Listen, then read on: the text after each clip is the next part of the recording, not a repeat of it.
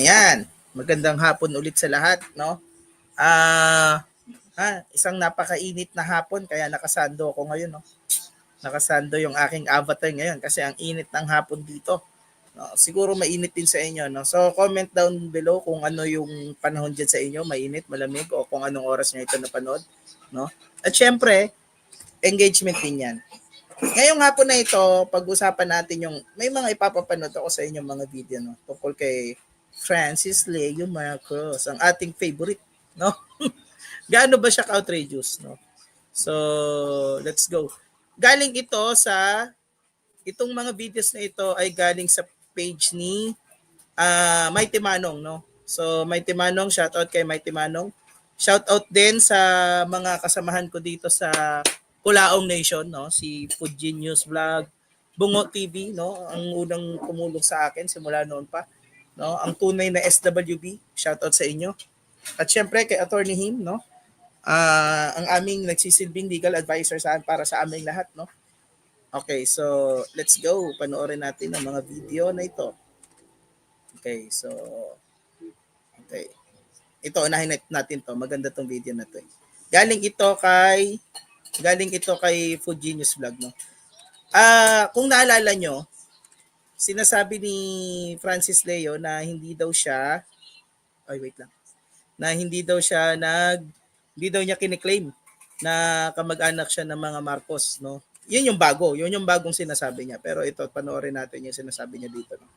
Okay. Viewin mo lahat ng YouTube channel ko. Lahat ng live ko, lahat ng live interview ko, I never speak na kamag-anak ko sila. Wala kang makikita. Sabihin mo nga, Yolen, na kamag-anak mo sila, katulad ng sinasabi ko. Ako, kamag-anak ko sila. Kilala nila ako. O, ikaw nga, sabihin mo nga yan, o. Isa pang tanong po ay, kamag-anak niyo ba itong si Francis Leo Marcos, yung inaresto ng mga NBI agents? Naku, hindi namin kamag-anak.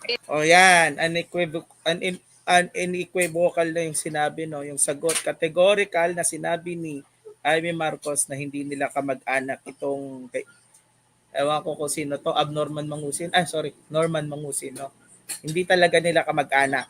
So, ayan, pero sabi niya, hindi daw niya kiniklaim, pero hinahamon niya si Yolen Marcos na na patunayan daw, i-claim daw niya na kamag-anak niya, no. Alam niya na yung ibig ko sabihin. Sige, tuloy natin.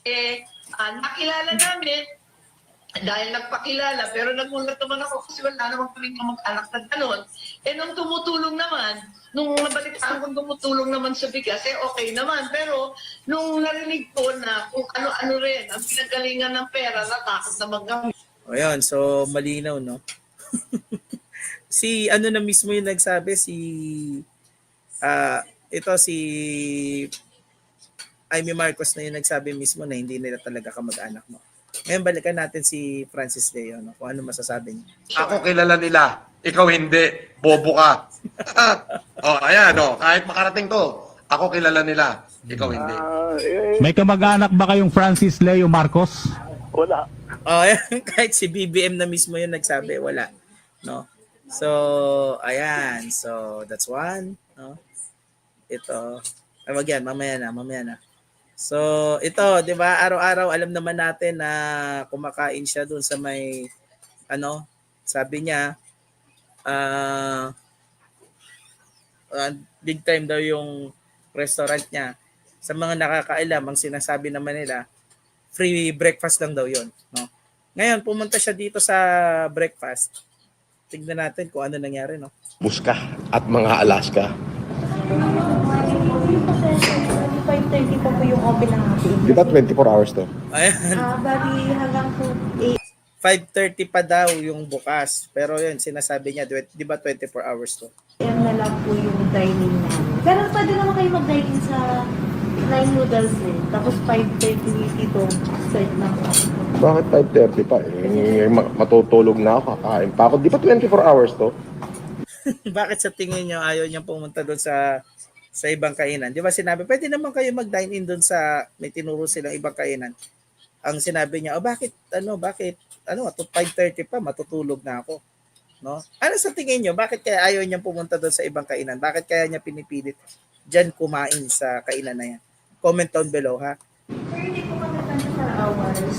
Yung kitchen po kasi natin ngayon is nag-intensive fumigation kaya hindi pa po sila naayos. Ayan, nagkaroon ng intense fumigation kaya hindi daw bukas yung kainan nila. Pero pinipilit niya talaga, no? Bakit kaya niya kailangan pilitin? Ang dami namang kainan dyan, di ba? Bakit kaya? Comment nyo nga sa baba. O, anong gagawin ko? Ayun po. Pwede po sana yung noodle kung gusto po nila. O, akin na yung order. Doon po sana yung noodle po. Saan yun? Dito lang po. Sa may... Gaming area. Sa gaming po. Ako hindi ako pwede dyan sa gaming. Tapos na ako ng gaming eh. Ayoko na ng gaming. Hindi po po sa bagong bukas yung sir. Ako, yun po kasi yung open natin ng 24 hours po ngayon. Pwede na yan, alas 5 na eh. Oh, yun. Siya daw dapat masunod. Pwede na yan. Alas 5 na eh. Di ba?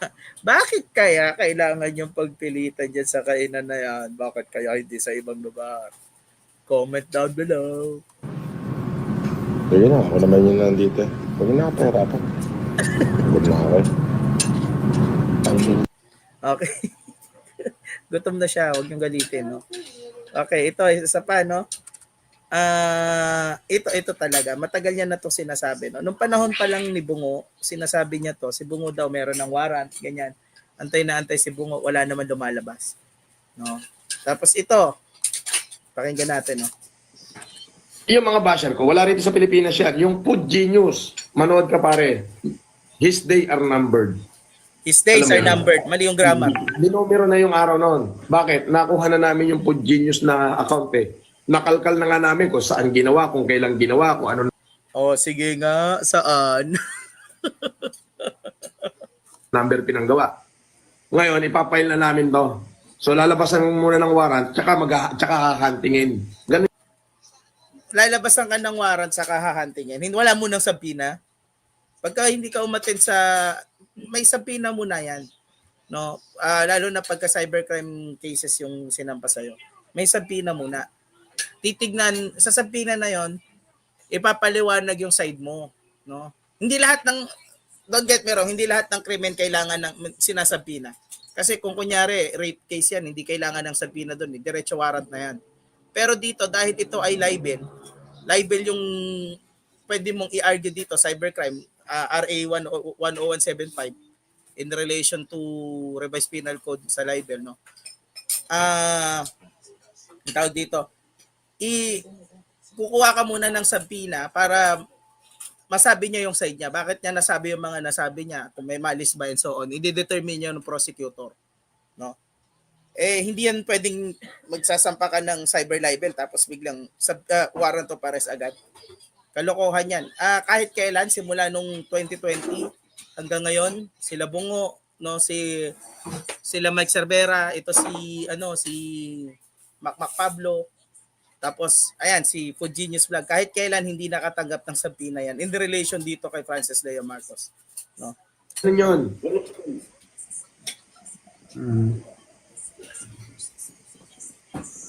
Ano pa sasabihin? Hindi, yung Kaaruba, wala rito sa Pilipinas yun. Andun, ano yun eh, mekaniko doon sa Canada yon na Ano naman kung mekaniko siya sa Canada, si Kaaruba. Shoutout sa iyo, Kaaruba, no? Shoutout sa iyo. Mekaniko o hindi si Kaaruba.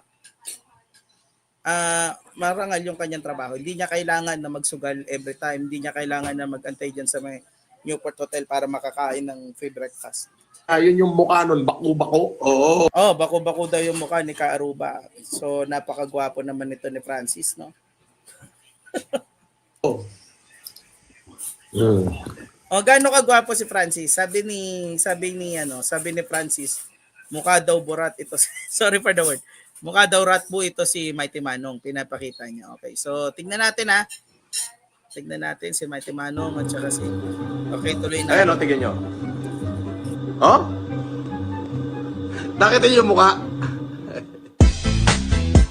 Sagot ni Mighty Manong. Tuloy natin.